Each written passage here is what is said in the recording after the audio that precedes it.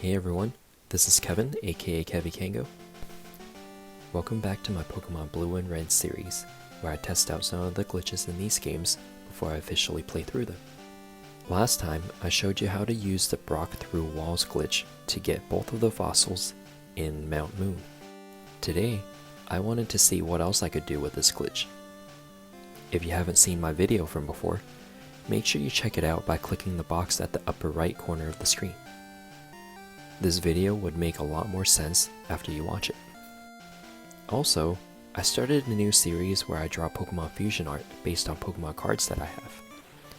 I'm pretty excited about it because it's a new way for me to connect with Pokemon, and it's a pretty new concept that I haven't seen anyone else do, so I would appreciate your support on that series as well. Anyways, this glitch allows me to walk through walls and buildings. It's useful because now I can access things I usually can't until later in the game. The first thing I'm going to do with this glitch is get an Abra, and you'll see why in a sec. There are two main ways to get it. You could catch it in the wild, like on Route 24 north of Cerulean City, but as I'm sure many of you know, Abra can be kind of a pain to catch. So what I'll do instead is head to Celadon City and buy one with coins from the game corner. To get to Celadon City, you'll want to head down from Cerulean City over to Saffron City and then go left from there. Be careful though, if you get too far from the borders of the game and step out of bounds, it'll freeze and you'll have to start over.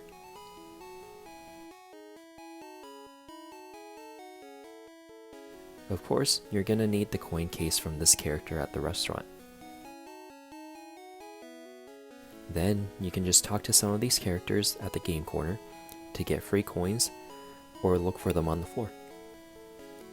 Something I noticed is that if you look behind these characters and then go one tile down, there's usually coins there.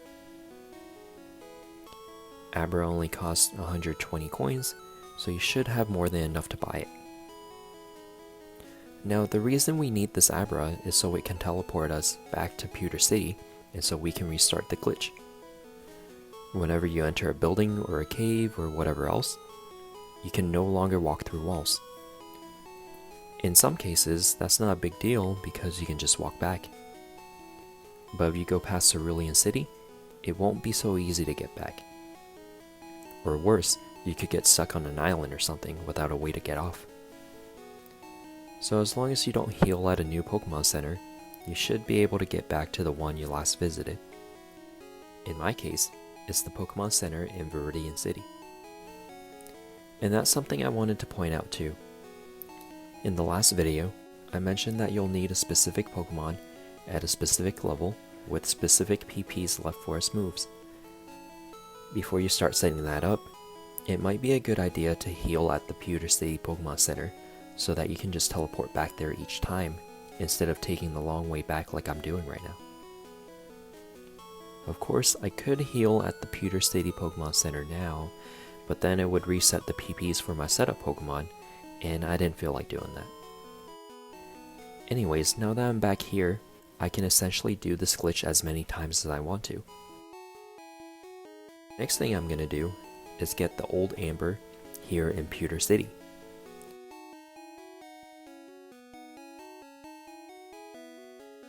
Normally, you would need the cut HM to access it.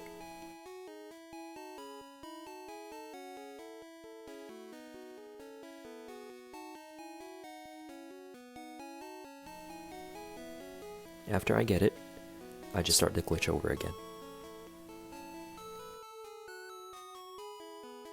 Now, I have the Dome Fossil, Helix Fossil, and the old Amber. I can actually use this glitch to head over to Cinnabar Island now and resurrect them.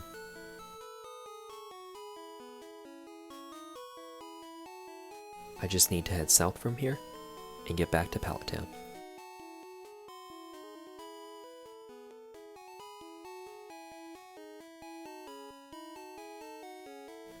Then, the trick here is to walk on this border thing so that you can avoid the trainers and not step out of bounds and cause the game to freeze. Once I get there, I just need to talk to the scientist, and they'll resurrect my fossils.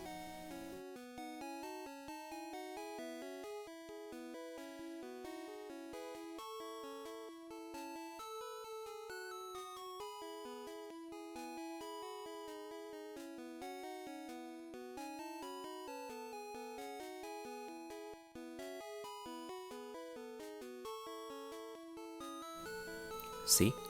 Now I have all 3 fossil Pokemon. The next thing I wanted to check was whether I could get on the SS Anne. I could also visit Bill first to get the ticket from him, but it would be cool if we could skip that step.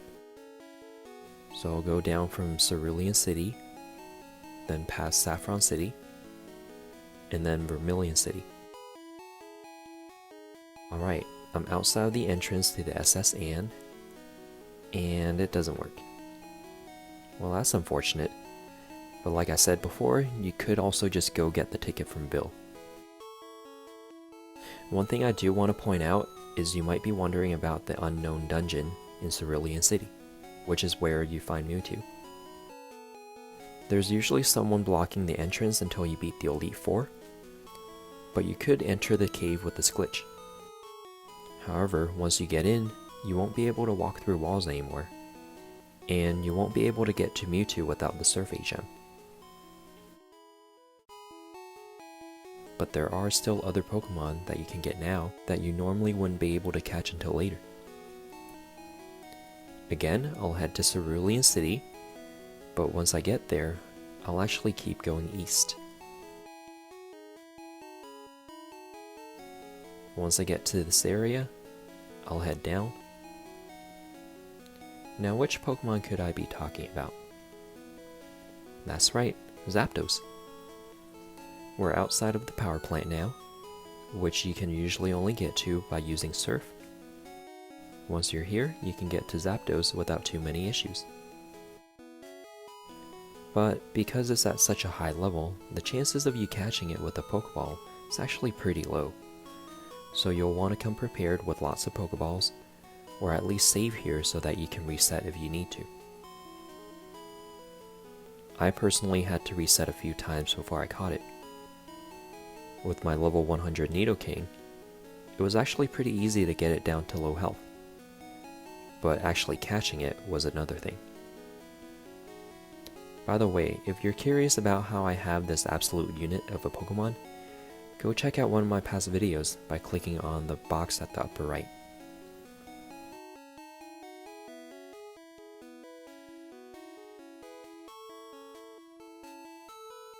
On this try, the Zapdos actually knocked out my Nidoking, and I was ready to give up and reset. But once I sent out my Squirtle, I was actually able to catch it. I'm not sure how that happened. Maybe it saw how scary my level 8 Squirtle was and just cowered in fear. In any case, I'm glad I caught it. But I actually reset without saving here because my Nidoking fainted, and the rest of the playthrough would be troublesome without it. Sure, it would have been cool to beat Brock with a legendary Pokemon, but I think it's more important to keep my Nidoking alive and healthy. Alright, so the last thing I wanted to try was whether I could access the Viridian Gym, which is usually locked at this point in the game. So I'll just head down from here. And what do you know, I can get in.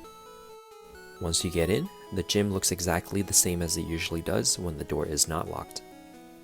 Now I just have to battle a couple of trainers and fight Giovanni. This was a piece of cake with my Nidoking.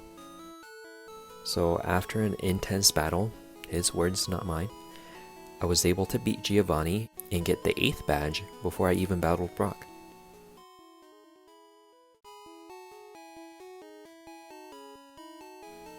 Here's my trainer card. Bet you've never seen this before, huh? After this, I tried a couple more things. I was wondering whether I could get into the Safari Zone like this, and just catch the Pokemon in there as if it's a normal battle. But I wasn't able to because there was no entrance from the backside of the building. I was also wondering whether I could battle the Elite Four now, and after doing some research I actually found a way to do it. But for whatever reason I just couldn't get it to work even though I followed the exact steps. I'm thinking it might have to do with the fact that I have the last gym badge now, or maybe something else. With these glitches, one little thing could throw everything off. But anyways, if you're interested in learning how to get to the Indigo Plateau with this glitch, I've included the link down in the description. And that's all I have for you this time. I'm curious about what you did with the glitch, and if you discovered anything different. Make sure to comment below and let us know. I would also appreciate it if you could like this video and subscribe if you like my content. I have many more videos planned. Make sure to turn on notifications too so you don't miss my next upload. See you next time.